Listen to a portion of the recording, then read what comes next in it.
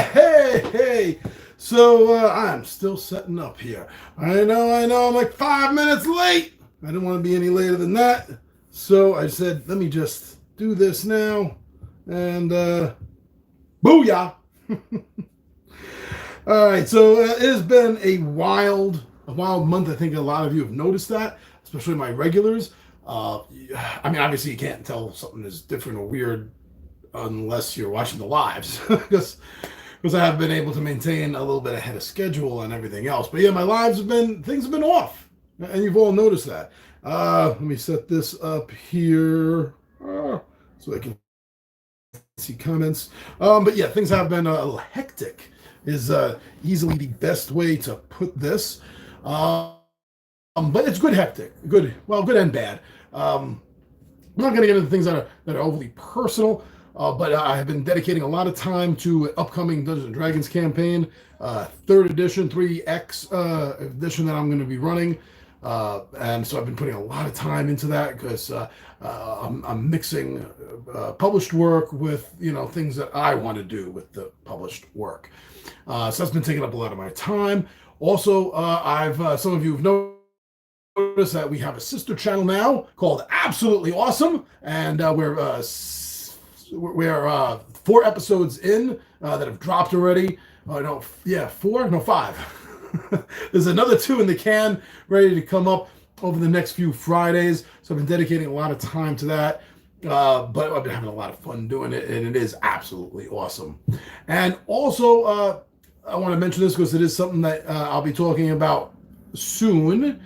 Is that my childhood big brother figure, who, long story short, used to be a stage magician, and after a few decades is now getting back into it, approached me, wanted a little help with this kind of stuff right here. So I've been doing a little bit of filming for him, and we're getting ready to upload and create his own YouTube channel. And what else are we doing? We're doing a Twitter, I think. No, not a Twitter. Maybe a Twitter. Instagram. TikTok. This and TikTok at the very least. So I'm hoping that some point about mid-October, we're going to have everything set up and ready to go. And then I'll be talking about the great Kendini. So, yeah, my time has been a little bit crazy. It has messed up some of my live stuff that I've been doing. I apologize for that. And also, I haven't had the time to get on the comments section. I mean, besides doing this live, I usually at least try to shoot out something.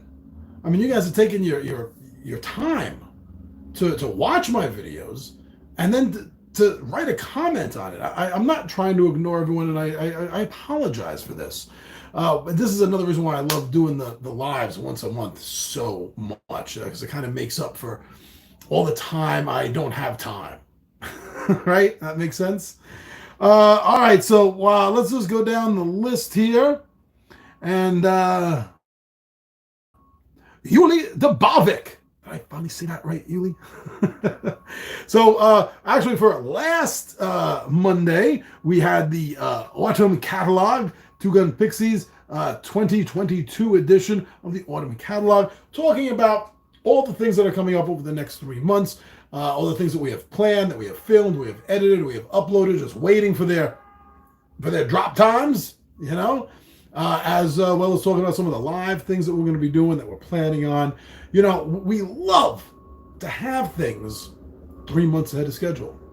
At one point about 2.5 years ago, I was just about at a year advance. I was just about there. But let me tell you something, that was like having way too many plates spinning on sticks that I was in charge of. But I'll tell you right now, for anyone out there that does YouTubing, wants to do YouTubing, is interested about YouTubing, 3 months. It sounds like a lot of work, and it kind of is, but 3 months ahead of schedule, a whole season, that is like the sweet spot for anything you can. Some people do things that are a lot more timely, so they obviously can't, do things that far in advance. There's timely things on this channel, and that just means other things get bumped. But Yuli, I got off track there. Yuli, my buddy. So you said super excited for so many of these. Would love to hear your thoughts on games that cross the line. I'm more familiar with the world of tabletop that has too many examples to count. And I can't even think of a few examples of board games. Man, but not as many. All right, so what are you talking about? There's one of the things I mentioned that's coming up in the next few months. Actually, this is coming up this coming month for October. Is a Midday Monologue episode I did called Crossing the Bloody Line. And it's about board games that do or potentially do, or do you believe there are any, that cross a line somewhere. Because there are games out there that deal with kidnapping. There are games out there that deal with cannibalism and murder. Demons. What's your line? What is it? And why is that your line and something else? Like someone that thinks that, possession and demons in games is a little bit too much, but they're okay with the Donner Party game. I don't know. I'm not judging. I just want to know why there's a line. And I talk about that. And yeah, Yuli, that's a pretty epic episode, I think. But then again, I'm biased for my own episodes, but I'm glad that you're so excited about things. And this is the reason, you right here in your reaction, Yuli, is why I like to put together things like my seasonal catalogs, like my monthly updates, because I know I'm excited about this material. So someone else out there, especially my regulars like you and the others, but potentially others as well, will get excited about knowing what is coming out. As far as I know, Two Gun Pixie is the only YouTube channel or any social media style channel at all that will advertise to you, the fans, the friends of the channel, exactly what's going down for the next 3 months. You know why we're the only ones that do it? See what I said earlier? Because we're the only channel that is that advanced, that is professional enough to make sure we have material for the next several months. Why would you do it any other way? Especially if you're doing it professionally, and this is the only thing you do, then yeah, get your ass ahead of schedule a little bit. So that's going to be fun, and that's why I tell everyone what's coming up, because it does. It gets me so damn excited, and I know some of you are going to get excited about it also, right? Woo! Am I missing anything here? No. See, we got a couple joining us, a couple already watching. What's up, everyone? Next comment up is from our buddy, Little Will. All right, my Canadian Canuck brother. For Mansions of Madness on our slideshow gaming, you said, I really enjoyed Mansions of Madness, a solid game, solid fun. Reminds me, I need to play it again. And that's a great thing about this channel and any other channel that does things like this, is because it will bring to mind something that you forgot about. Like, at least if it's not a channel that only deals with, Cult of the New stuff, which we balance out with Cult of the Old here, as you know. But yeah, it'll snap something in your mind, and you go, hey, I haven't played that game in a while. Big John's right. That's a fun game. Let me pull it off my shelf, put it on the damn table, call some buddies up, and get a game going. Oh, it's a beautiful thing. Now for Tabletop Takeout, oh, wow. Am I reading that right? Talk about a deep, deep dive. I mean, put on your gear. You're going to get the bends coming back up from this one. So, oh, pardon me. So, Curtis EP, which I don't recognize from around here. So if this is your first time, Curtis, thank you so much for taking the time out to check out a video, especially one this old, this far back. Wow. And you made a comment about it. Excellent, my man. So for Tabletop Takeout #1, the very first Tabletop Takeout ever done on this channel, and it was for Fallen Land, a post-apocalyptic board game. Curtis wrote, Sucker is expensive. Looks great, though. It's not my thing. It's not my job. It's not my hobby. You know your wallet. I don't.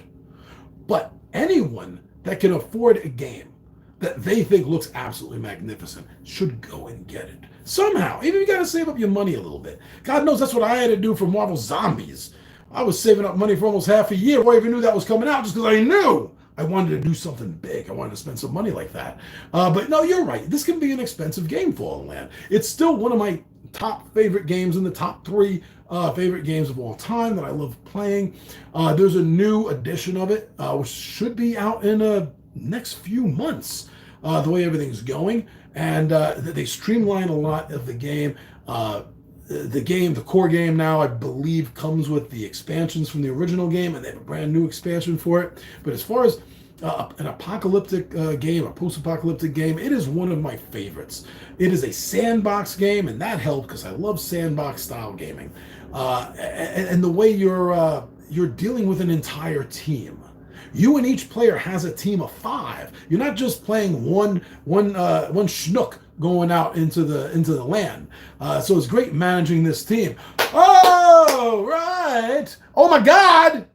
Omaha James is here with us. Hey, Johnny, I got here a few minutes late and had to backtrack a bit. All right, I started about 5 minutes late, so we're all good there.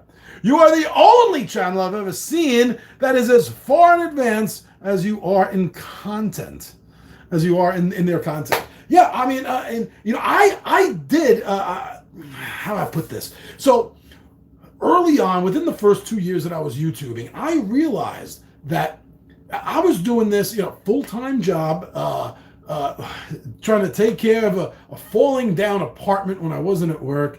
And at the time, also dealing with the fact that I've just met my whole biological family after finding them. It was a lot of heavy stuff going on, but I was able to realize that when you're dealing with shooting a bit that's only going to be between 10 and 30 minutes long, maybe you can afford to do several of them at once. And once you got a bunch of them in the bank, in your camera, so to speak, the editing process really starts to become easier. You get into a system. Like I use Power Director right here on my phone. So I have templates set up for every damn episode that I do. So when I'm doing if I'm doing a regular Midday Monologue Monday, not a live one, so I'll film it and then I'll dump it into Power Director. And the intro's already there.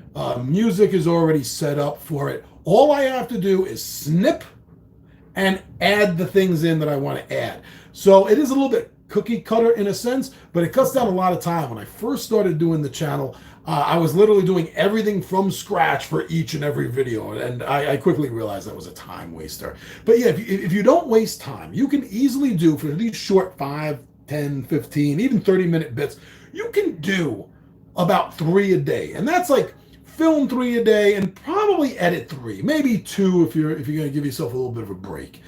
So it's easy to get ahead of schedule. It really is. And I then started getting pissed off at these professional YouTubers that struggled, and I'm not putting them down for getting there. They struggled to get there, a lot of them. And like me, they started out doing everyday episodes. But then as soon as they reach a certain level, 2 things happen. Well, actually, as they start reaching levels going up, 2 things happen.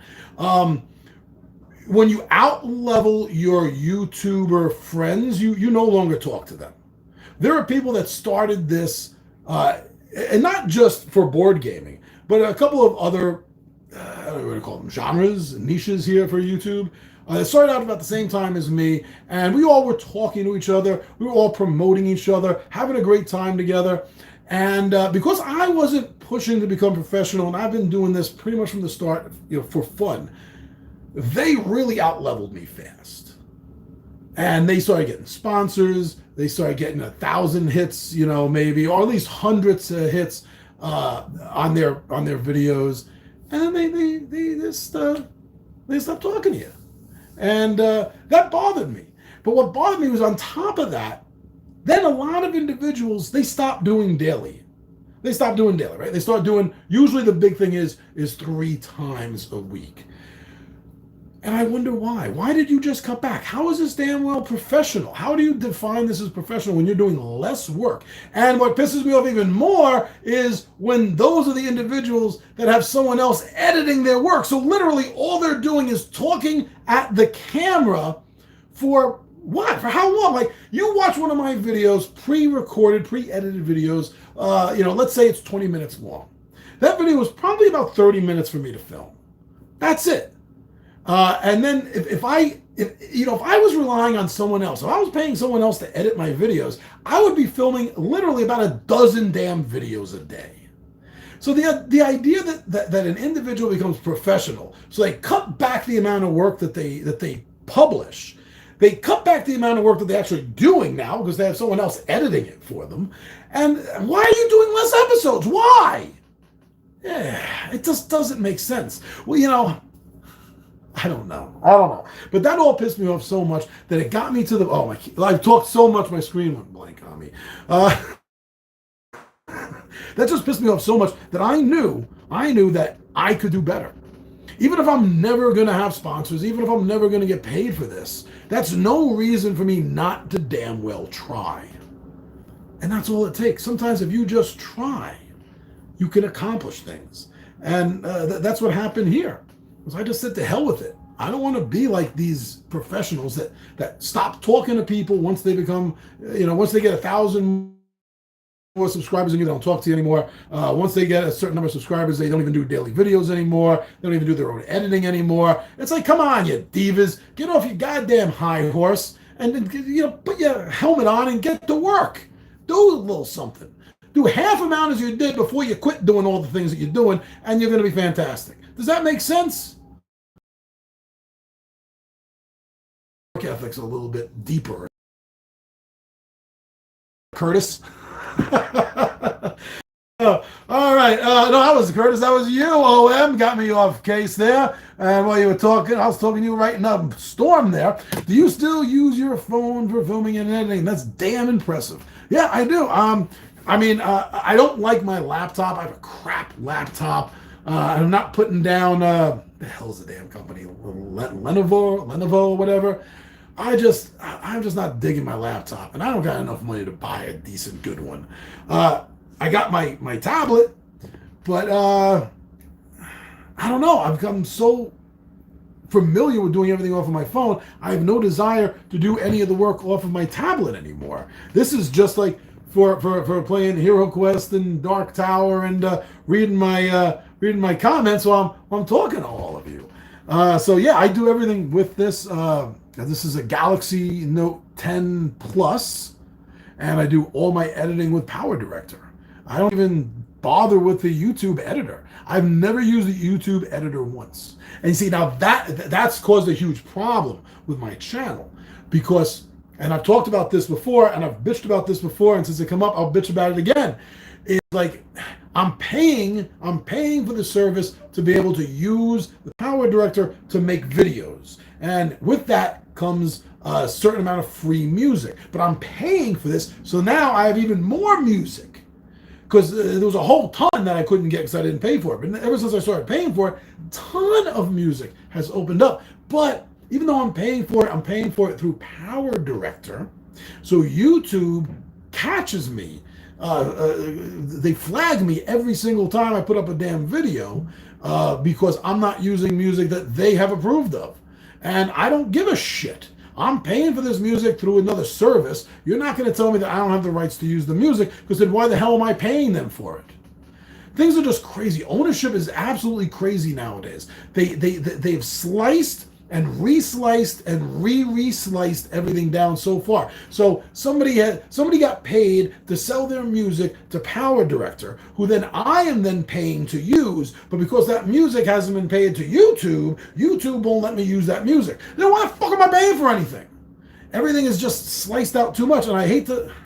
I can't believe I'm saying this, or any of the times I have said this already. I can't believe I'm saying this, but we really have to re-examine the concept of ownership nowadays. You can't do this. You can't charge someone to use a service and then another company says, well, you didn't pay us to use that service. Well, screw you.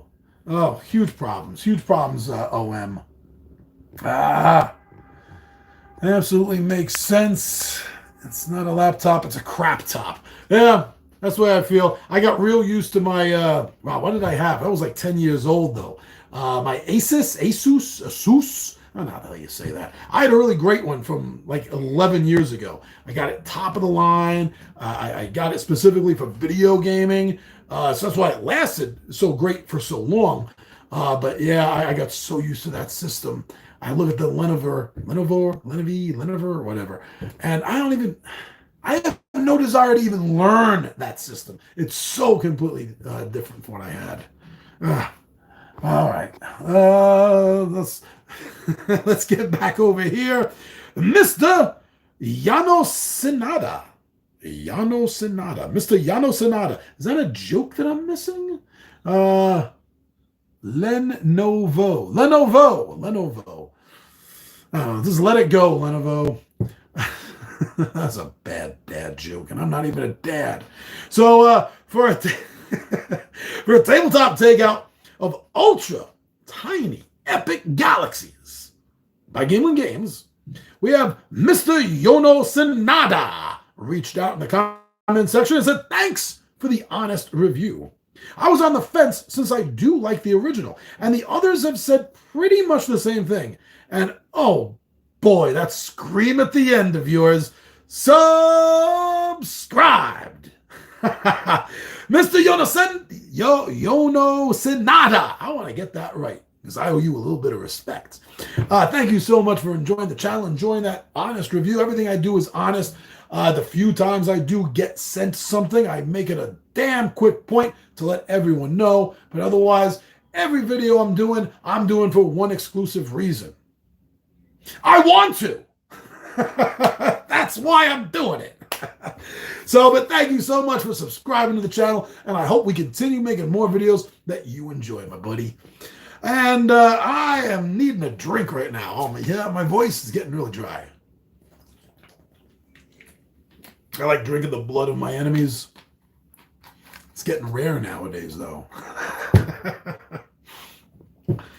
So, here's another comment for the Two Gun Pixie Autumn 2022 catalog. And this is from our buddy. You know him. This is from our buddy Clean Sweep 38. He says, I'm still looking forward to seeing you unbox the Undead Planet Eater. Well, I'm off of everybody's radar. Not the cool kids like you guys and gals, but I'm pretty much off everyone else's radar. I don't get jack from anybody but a few small, very cool publishers. I don't get jack early. So you're going to have to wait for that unboxing. It's funny. I was like, literally before this, had a quick sandwich, ran the dogs out, and I was actually going through my list of seeing things, checking my unboxings, because they're insane. I mean, I still have, I just got through a whole ton of orders. I'm like a year and a half ahead of schedule on unboxings, so I really got to keep track of things. And I was just looking at this, the Marvel stuff actually, and I realized that it's going to be a while because I'm not getting it anytime soon because I'm not doing that double order. I opted to get everything all at once because unless I'm a complete idiot, and there are people that believe that, I misread something. It seemed like I would get charged more if I went the route of getting the core that's being sent out first, and then several months later, I think that's what, in June is the predicted time, I think, get everything else sent to me. And I would have got charged twice on shipping. And this has been a big problem. You probably know about this, but I don't know if anyone else does. The massive amount of stuff that Cool Mini or Not has put out for the Marvel Zombies game. If you're like me and were stupid enough, I mean, it's going to be fun. But let's be honest. If you were like me and were stupid enough to get reeled into everything, yeah, the shipping is immense. Now, you have to consider that there are 12 boxes. If you're getting everything, you got the core box, 10 or 11 expansions. So yeah, grand total of like 12 boxes, or actually 13 if you got the last minute extra Hydra zombies.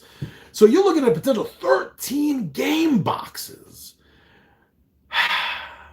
And the Galactus is like 2 feet of solid, heavy plastic. Yeah, it's a wallet killer, the shipping on this. And I know for a fact I'm never doing this again. I am never doing a system like this where I'm going to be spending that much money. As mentioned earlier in another comment that I was answering, I had saved up money. I had about $400 saved up because I wanted to do something big. I wanted to get an all-in massive Kickstarter monster. I didn't know what it was. That's why I was saving up money. And when this came, I thought I could do it, but I didn't. So I had to sit down and have a talk with the wife over our finances because I needed another $200. But getting a basically $650 game for $200 from her point of view, since I had all the rest of the money saved up, seemed like an awesome deal. But we did not contemplate shipping. This is not going to be fun. So yeah, got to be careful on that. Where the hell was I? Oh yes, that was Clean Sweep talking about the catalog. Want to see me unbox that Undead Planet Eater? Oh yeah, I want to see that too. So you have to wait till next year. I'm sorry, you're gonna have to wait till next year. I think the projection on that is like June. No, yeah, I think it's like June, unless that changed. All right, now Slideshow Gaming. Yeah, for Spectral Rails and the Shogunstein, another buddy of ours, another friend, another regular Shogunstein said, I have driven through Chloride City on the way to Vegas. That's amazing. So I assume they were all real cities on that Spectral Rails map of America's old Wild West. But I didn't think that maybe some of them were still around, like Chloride City. That sounds like a silly name. I would have changed that name if I was the mayor. No offense to anyone from Chloride City. I'm sure it's a beautiful city. I'm sure you have a great mayor, and I'm sure no one has a bad thing to say about anyone from Chloride City. But no, it's pretty cool. Like I said, yeah, I thought it must have been real, but I didn't know it was still real. You know? Wow, we had quite a few. Clean sweep. We have a sweeping of comments from our old buddy Clean Sweep for the Friday night filler episode of Desolate. And a lot of it is telling me that I made a mistake, which we know I often do. However, Clean Sweep, love you, brother, but don't be that person that just is so excited, so filled with anxious anticipation. No, sit back for a moment, relax, give me a moment to discover my own mistakes. Because as you see here, at least twice here, one of them within 20 minutes, you fixed it. Yes, I did. And let me see, the other one began about 30, not even, maybe 30 seconds in. That was a lot faster. I noticed you said fixed it again. You got that one. You caught my Schoolhouse Rock Easter egg. Nice. And you didn't have to unpack your adjectives to tell me about that very much there, did you? All right. And then Clean Sweep also said, thank you for the playthrough. Did you check out Deep Space D6? No, I did not yet. That reminds me, though, I got to go back to my list of Gaming Radar things to talk about. Because, was that page 8? Let me see if I have it even listed here right now. Gaming Radar things to... Sidekicks? No. Nightfall, Yearning Portal, Bloody Inn, Run Damage Side... Is it Sidekick Saga? No, not Sidekick Saga. There was something that... Because Deep Space D6 is the Star Trek D6 write and roll game that somebody created, right? Because I think they just re-skinned that for an actual box selling of the game. And I was looking at that. I'm surprised it's not in my notes. So thank you for bringing that up because I got to look into that. Because I did. When I first heard about Deep Space D6, I was really interested in it. Then a lot of other things happened and I lost track. I have a printer, but I'm not really into printing out print game stuff. I don't know. I don't want to go out and spend the money for the high quality cardboard to print this stuff out on. I kind of feel like I just wish everyone that does this would have a print and buy option that they would do, because obviously they're assuming that most people are happy with just getting the PDF. And I'm sure many are. But if there are so few of us out there that really want or need the solid production of it, then would it cost that much for them to have such a low print run that they could do on demand? Maybe. I don't want to tell them how to run their wallets, but it's just a question that pops up in my mind sometimes. But yeah, it was a fun game. I always have fun with Desolate, and it's big sister game, so to speak, or I guess a little sister game because it came out later. Of Iron Helm is great. That's on my list. Is that on my list for this week? No, this week is Unbroken. I think next week. This Friday is Unbroken coming up. So I think next Friday, I think I got Iron Helm coming up. But I have to go through my. You want me to check now? I'll check now for you. So that'll be October. Because you see, that's August. So you see, I got everything. I'm not shitting you. I got everything. How many of you are pausing right there and getting a look at my full October list? Well, you already heard my October list. Because I talked about the next 3 months. But let me see. Friday. No, I don't have Iron. I was wrong. No, yeah, next Friday is The Bloody Inn. And then the next Friday after that is Lucidity, Six-Sided Nightmares. Oh, I haven't played this in months. Maximum Apocalypse. Ooh, cool. I had fun playing that. I only played that about 4 or 5 times, I think. 5 or 6. And I haven't played the Gothic Horror yet, so that'll be the first time running that. And then Shadows of the Elder God, new game. I haven't played it all yet. But yeah, so let's see what else we got going on here. Gaming Radar Carnival Zombies, 2nd edition. We hear from AK. AK, I think you're new around here. I don't recall seeing you in the comment section. I hope you stuck around. I hope you're still enjoying our channel and you're finding things that you like. Very cool. So for the Carnival Zombies 2nd edition, AK said, awesome. By the way, because of the success of the Kickstarter campaign, even the retail edition of the game contains both standees and miniatures for all the characters and the zombie bosses. During the campaign, while unlocking plastic miniatures, the stretch goals, some backers have expressed good reason to have standees as well. Also, Alb Pavo managed to keep both. In this way, the game remains playable with standees even when some miniature is in the painting. Cool. I've never seen that before with other games that have done well. I mean, the one that stands out in my mind that I've played the most often that I also see this with is the Planet of the Apes game. They did so well that they shipped out both the standees and the miniatures with the box. I've never needed both of them. I think for the purpose of camera, I think the standees work out a little bit better, and that's because I don't have the miniatures painted. Maybe it would be the other way around if they were. So yeah, I've seen that before, and I'm glad they're doing that. It is a nice little bonus for the fans. Very cool. So AK, welcome aboard, and I hope you're still with us. Slideshow Gaming, King of Tokyo Dark, Trey Techie, welcome back, Trey. Said, I like your channel, but that thumbnail is borderline controversial on 9/11.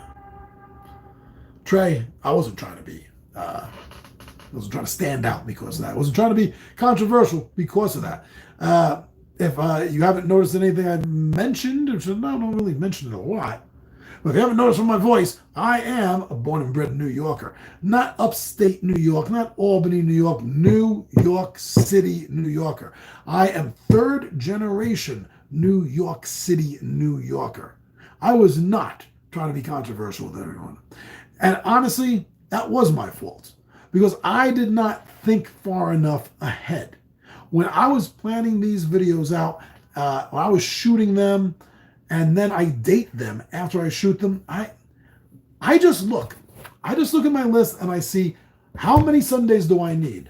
Boom, and I put out my Sundays. How many Tuesdays do I need coming up? Boom, and I put out my Tuesdays, and such and such. So it just never occurred to me that I had that cover on that date.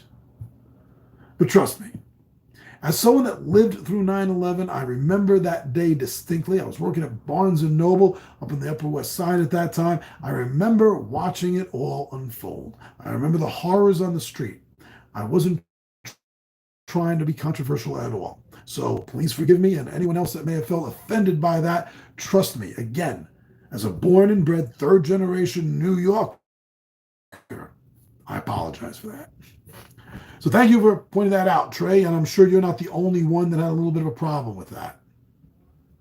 So this is just back from the 12th for a midday monologue that I did on an episode I called Fanfic Gaming, where I had a really fun idea, or at least I thought it was a fun idea, and I just wanted to talk about it. That's what this channel's about. It's for fun.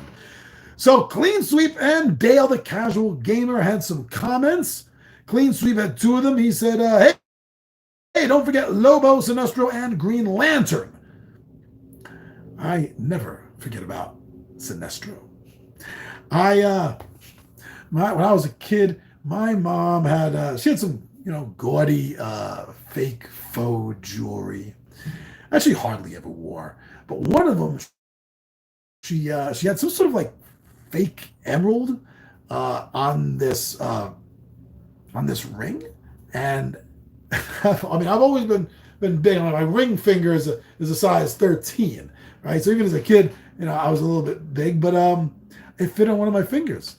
And like on days she wasn't here, like AKA days I was homesick, because growing up in the 70s, if you didn't go to school because you were homesick, you stayed home. And if you didn't have any older siblings, you were alone.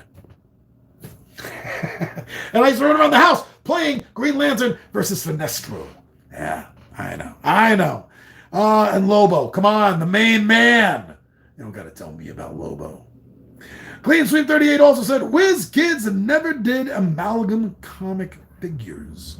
That is where the Marvel and DC universe merged together. For example, my favorite was Darkclaw. He was a combination of Wolverine and Batman operating as one person. You and everyone else, come on, Clean Sweep. Everyone else that knows any damn thing about amalgam comics, especially individuals like us that lived through it and collected them on the days they came out, on those Wednesdays that they hit the shelves, Darkclaw was everyone's favorite. You know what I feel sorry for? What was his name? Gateway?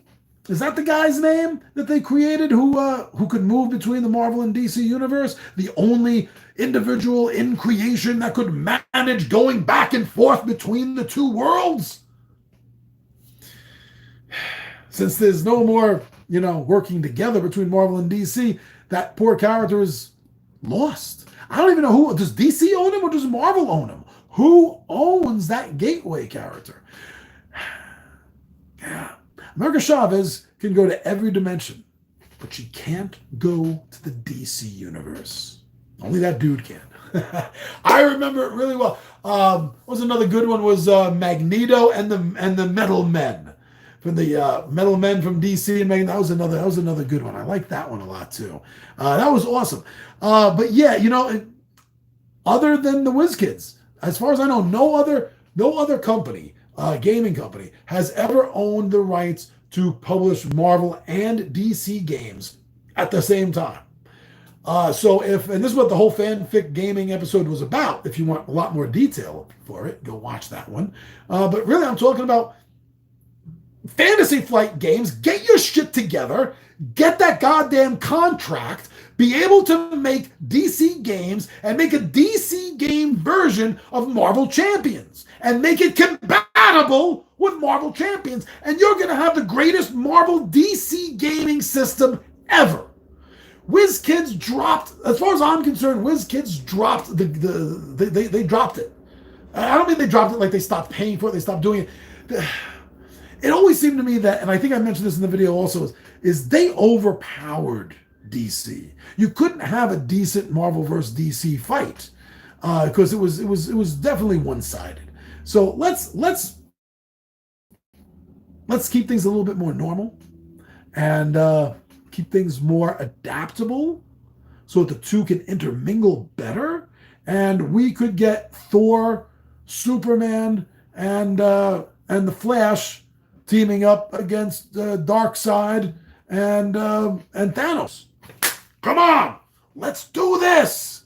Everyone that's a fan of either of those two franchises, get together, email Fantasy Flight Games, tell them, hey, listen, Big Johnny G at Two Gun Pixie had an awesome idea. You guys need to get the rights to do DC heroes like you do in Marvel Champions and make them compatible. Tell them. Go ahead. They're going to love hearing from you. And also in the same video, Dale the Casual Gamer. Love you, brother. How you been? How you doing? He said, I'd love to see a DC universe become available and compatible with Marvel Champions. Dice Thrones by Roxley added some Marvel heroes, so that would be cool to see some more Marvel characters and DC introduced. Upper Deck did have both Marvel and DC and one Hellboy expansion come out for their initial Versus system. And WizKids, in addition to HeroClix, did both in Dice Masters. Thank you for the information. For me, everyone that read that, and everyone that's listening to this now. Dale, thank you very much for letting us know. So there's a few more than I thought, but still not nearly enough that you would think. Is it just a matter of money? Does one company charge more when they find out you also have the rights to another, just so, you don't mix the two?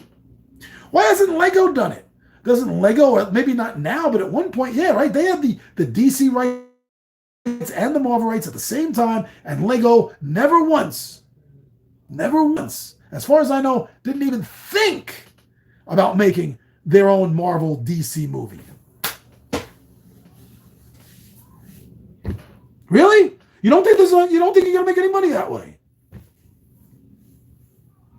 That's really what you think.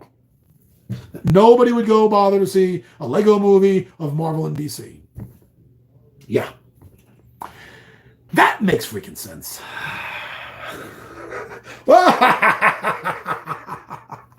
That's how I feel over this subject. It's crazy. It's insane. That's what makes me think that these companies must have some sort of deal or something set up where it's in the contract that says, we're going to let you play with our DC stuff, but you can't let it mix with Marvel. We like to keep it segregated from each other. I swear there's some sort of legal version of that going on, because otherwise every single one of these companies that has an opportunity or could make an opportunity to do this and they don't, do they really want to make money? Come on. That's going to be the biggest thing. Whether it is a live action movie, whether it's a cartoon movie, whether it is a Lego movie. You do Marvel vs. DC, every comic book fanboy and girl is going to be giving up their bucks for that. And I think every gamer would do the same with a board game, card game version where they actually fight and meet. Insane why more people don't do it. And Shogunstein, also commenting for King of Tokyo Dark on Slideshow Gaming, said, I was at the secondhand game market yesterday in Mesa, Arizona, and I was surprised at how many people were looking for either King of Tokyo or even more so, King of New York. Apparently, King of New York, which is almost the same game, but with some more action, is even harder to find these days. I didn't know that was a little difficult to find. Maybe they're going to do a dark version of that also. Since, as far as I know, King of Tokyo is a standalone game. It's just King of New York is a standalone game version. It's not, you don't need Tokyo or New York to play with either one of them. Maybe they're going to do a New York Dark also. I don't know. But the one good thing I like about Dark, besides it being, kind of cool, fancy, a little bit extra, right, is that it is compatible to everything else in the King of Tokyo, King of New York series. It's all still compatible. So that's really cool. But wow, I didn't know. People are having trouble finding the New York one. Interesting. Clean sweep once again. And once again, clean sweep for my 0 player option of So You've Been Eaten. Caleb P. What's up, Caleb P? Says, LOL, that was entertaining. And I paused to laugh because he did put a laughing emoji in there. Clean Sweep says, 4950, the Space Beast is getting indigestion. 5233, you called upon me? Yes, I do think at one point I was like, hey, if someone was watching this like Clean Sweep, could you tell me what I do? I think I mentioned something like that. 5812, shouldn't Mimic be moved up to line up before the miners roll? I think you were right, and I did just miss doing that, I believe. And finally, Clean Sweep said, pretty nice game. I like the bacteria tokens. The gem tokens could have been more colorful. I agree. They could have been made to pop out a little bit more. They all looked kind of dingy and gray. Yeah, they needed to pop. They did. Suggestion: maybe next time you play, try not using the paper sheet that goes under the cards. I think the cards will still line up without it. Probably will slide better for you. Yes. So there was it's a double board. The top part is carved out, so it has a little indented valley, right? You know what I mean? And it has a little cardboard, literally cardboard slide. It's really barely much thinner than a little piece of oak, thicker than a little piece of oak tag, you know? And it's tri-folded and it comes out and spaces it out. And one side is for 6 cards, the other is for 7 cards, so 7 and 8. No, it's 6 and 7. And that's where the digestive tract goes. I think you're right, because it was sliding around a hell of a lot. Part of the problem was the folding of it leaves it bent up and bent down in those two sections. So that wasn't helping it stay still. You might be onto something. Really, is that needed to play? All it is just showing you, that there is space for 6. You flip it over and there's space for 7 cards on it. Maybe we don't need it. Maybe I'll try that next time. Good point. Good point. Thank you, Clean Sweep. What's in the Pixies box? Ravensburger. And this was what I got unboxed in that is Horrified American Monsters. And he says, both games are, this is Shogunstein. He says, both games are pretty much the same, but as much as I love the Universal Monsters, I love me In Search of type American Monsters. And he did capitalize In Search of. So I take it you are referring to the old Leonard Nimoy show. Or the new one that really wasn't as good. Yes, I too grew up eating that show up. And any show that was like it. Yes. Yeah. We're going to have fun playing this for the first time. And you also said 2 great games, and they won't break the bank. That's a beautiful thing about Ravensburger. I think Ravensburger games have been consistently coming out with some really fun titles, good rules on these titles, great components, and they're not overly expensive. They're not usually more than, I get so many I lose track of price, but really they're not more than like $40, right? I think that was about it, maybe even a little less. But yeah, they're good. They're good games. They're non-expensive enough, and they're generally easy enough to find. If you're not an online shopper and you like to go places, you could find these Ravensburger games are a Target. So they're easy to find, they're not all expensive, they're well made. You can have fun with a Ravensburger game. I really believe that. Midday Monologue for What's Up September. And don't forget, next Monday, is the live Midday Monologue. What's Up? Oh, that's not live. Sorry, getting ahead of myself. No, that's not live. That is recorded. I filmed it live. I filmed everything live. You cannot film something not live, right? Unless you're just filming a body. That's dead. So, Shogunstein 2, Clean Sweep 38-3. And he says another legendary video. Thank you, Shogunstein, who also said we made 500. I'm sorry, I only gave you one plug. I'm sorry about that. But I only I should have said something this weekend. But you made it. You made 500 subs, Shogunstein, and we're still buddies. We're still talking. We're still hanging out. That's my man. Yeah, Shogunstein does a lot of fun gaming stuff. But if you don't know who he is, he also does a lot of non-gaming videos too. But one of the things about his gaming, and I talk about this all the time, because as far as I know, he's the only one that. He's either the only one that does this or is the only one that does this regularly. And he has a series of videos for board gamers that are colorblind. And I think that's a great idea. I myself suffer from some blue and green merging sometimes. You take the wrappers off of Crayola crayons, I could tell you blue from green. But yeah, some of the subtler blues and greens kind of blend together sometimes. It's not that bad, so I'm lucky. But a lot of men particularly are colorblind. So to do episodes on the components of games and how they are viewed and seen by individuals with different levels of colorblindness is fantastic. And I'm so glad that you do that. Again, I think you're the only one that does it. And if you're not, you must be the only one that does it regularly, Shogun Stan. But I'm so glad that hopefully my shout out helped get you to 500. And we got to double that now. Now we got to get Shogun Stan to 1,000. I honestly, 100% believe Shogun Stan needs his subscriber numbers doubled. So if you've made it 50 and a half minutes into this video so far and you're still watching and you haven't subscribed to Shogun Stan, go check him out. Give him a subscribe. Clean Sweep, also on that What's Up September, said, I have the alien version of Operation. Oh, you have an alien version of Operation. Ooh. I got to look that up now. I want to see what that looks like.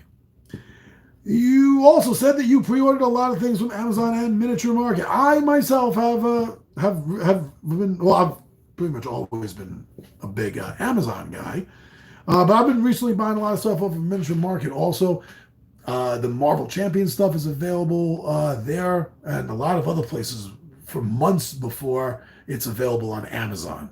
So I've pretty much stopped going to Amazon for Marvel Champion stuff. I found a few other things that were on Miniature Market that I've gotten. Actually, I was going through this list earlier. There's a few things I ordered from there. Dungeons & Dragons papercraft set. There was 2 of them for Icewind Dale. One of them was a lodge, and the other was 3 different...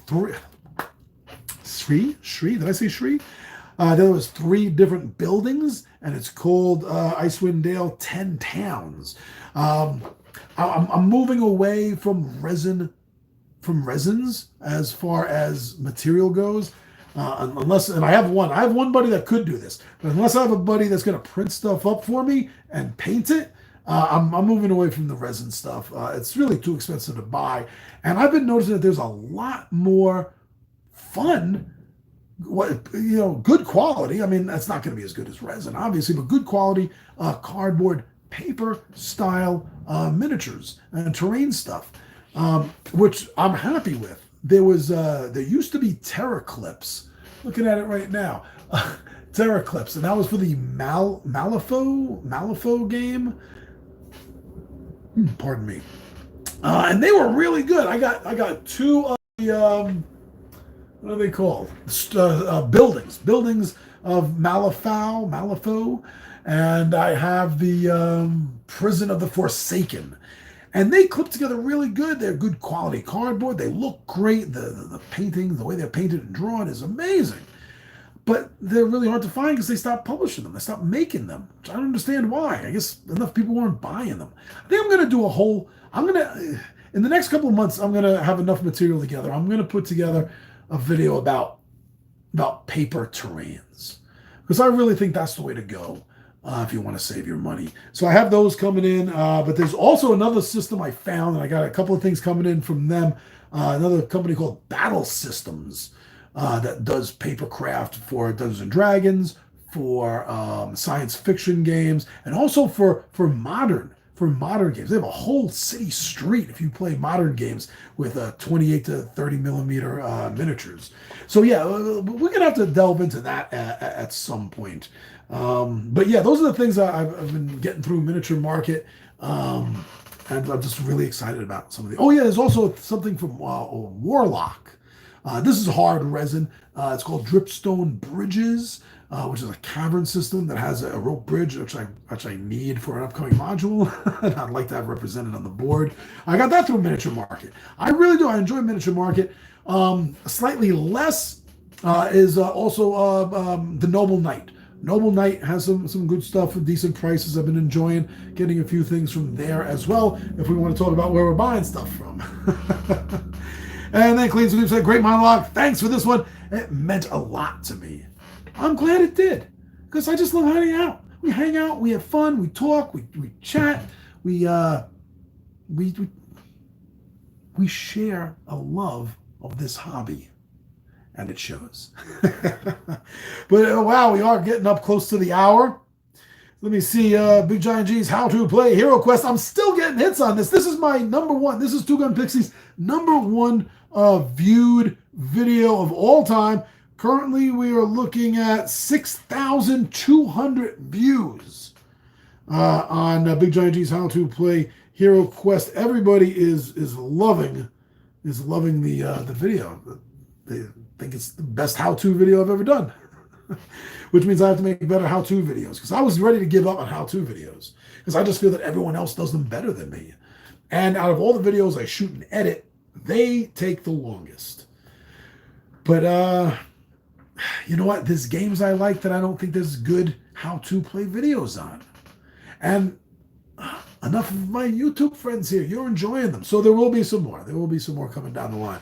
But how to play Hero Quest Doko Libra. Am I saying that right? Doko, Dohko Libra. Doko Libra. 2 comments. First one was edited. He says, I am so glad that you managed to mention at 11:50 if furniture blocks line of sight or not. I was trying to find that out everywhere, but no one knew it or would even mention it. But is line of sight blocked even with small furniture like treasure chests? Imagine something like a gargoyle behind the chest.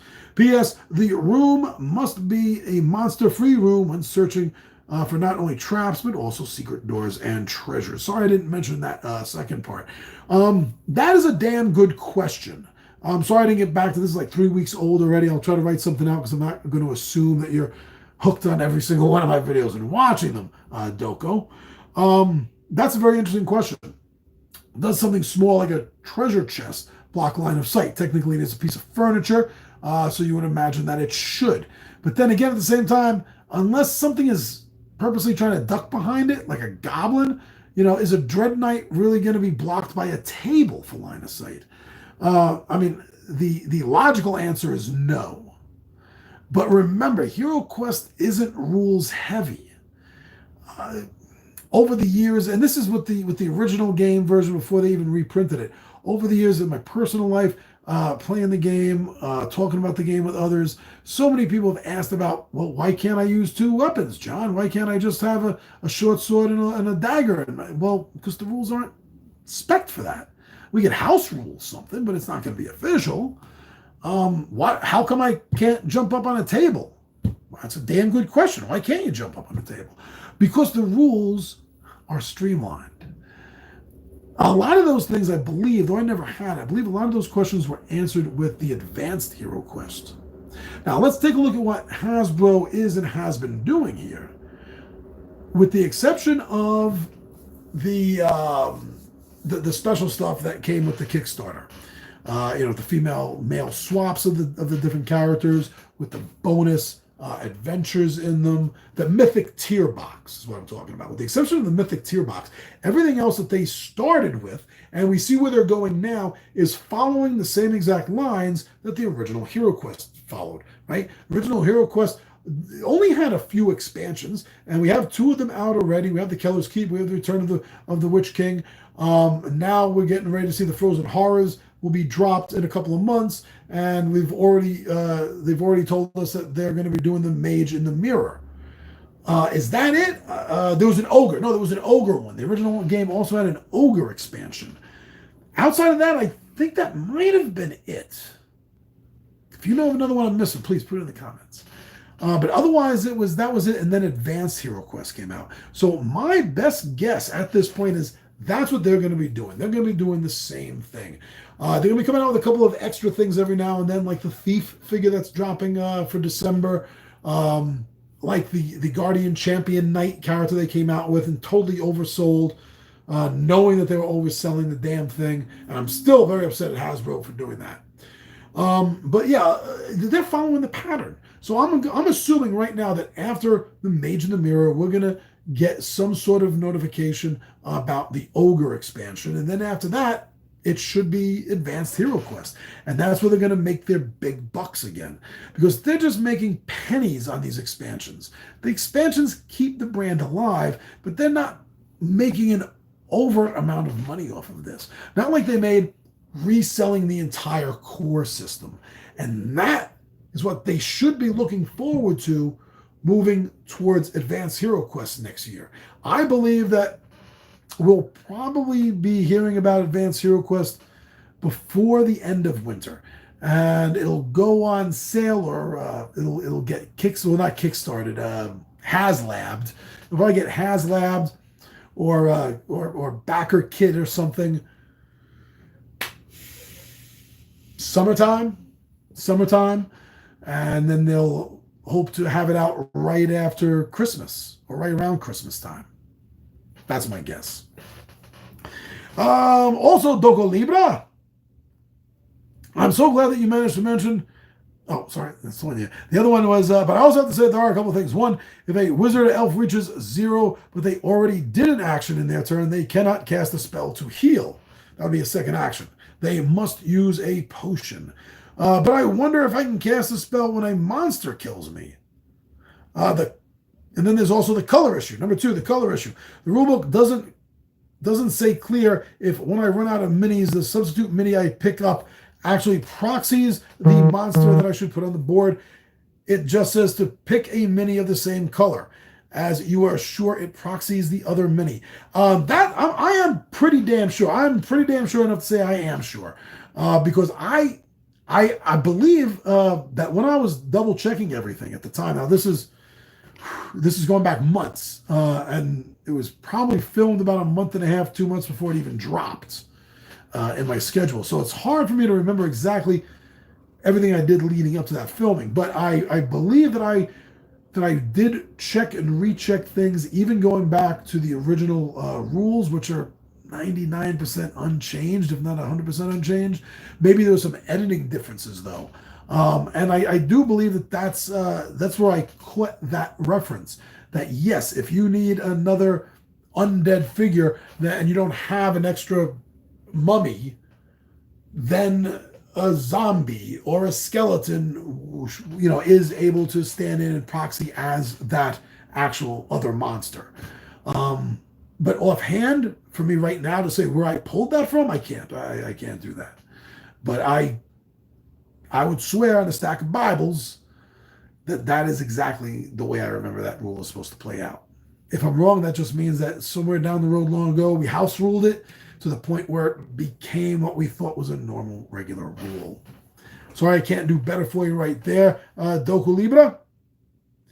Paper App Dungeon. Clean Sweep said, nice playthrough. Thank you. It's a fun little game. Put it in your pocket, ready to go. You can have an adventure, your lunch break, and still have time to have lunch.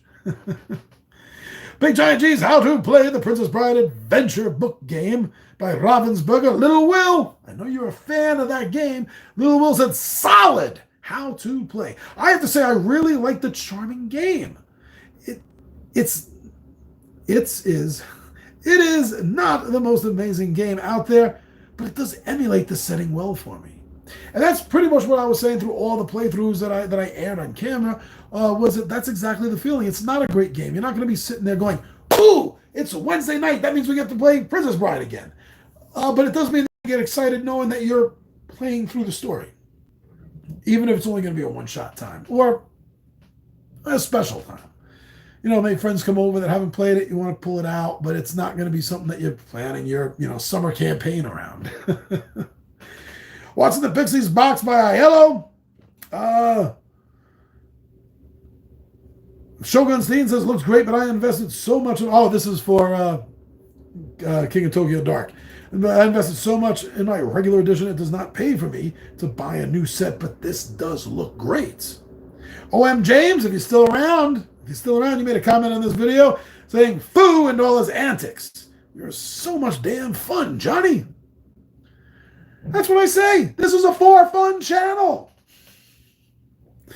Clean Sweep 38 on What's Up September said, oh yes, I was asking about which are people's favorite episodes that I do during the week. Thank you for answering, Clean Sweep 38. Said, I like Monday monologues, and I like What's in the Pixies box, and a Friday night gaming. Specifically, small box solo games, light games with your warrior group, and though Sentinels is long, and I can't say for the whole thing, I do enjoy watching and participating in that. I would love to see you and your group play Lords of Waterdeep, role player with the Monsters and Minions expansion, and Meeples and Monsters. Well, on that list, the only thing I don't have is Meeples and Monsters. I'm going to look into that game and decide whether it's something I want to spend my money on. And I don't mean that to be mean or cruel or judgmental, but, yeah, I have a lot. I have to be careful. And we are past the hour mark for a midday monologue, reskinning Dungeons and Dragons. Fonzie the Capybara. Love saying your name like that. It says the D&D version of Operation is not a surgery sim. I already covered this last time, so this is where we'll end it. Because I love this. This is a great comment, and I want to say it again. The D&D was what are you saying again? John, just get it out of your mouth, will you? This was about board games that we are reskinning Dungeons and Dragons on. And I had said I would love to see a Dungeons and Dragons Operation, but I didn't really know what it was going to be about. I like the idea of those two being married. And Fonzie the Capybara is a genius who said the D&D version of Operation is not a surgery simulation. It's about extracting magical items from a sleeping ooze. What the items are, I don't know. But I think that the Wizards of the Coast think tank can put their heads together and come up with something suitably funny. I agree. And O.M. James, also on this one, let's end with you, buddy. O.M. James said, always a pleasure to see you, Johnny. I love the idea of a game of life with a D&D overlay. There's just so much potential there. Yeah, right? Path of good, path of bad. Then along the way, instead of like learning classes and getting degrees and things, you're getting levels in classes. We need to do this. Wizards of the Coast, why have you not married the game of life with Dungeons and Dragons? Do it already.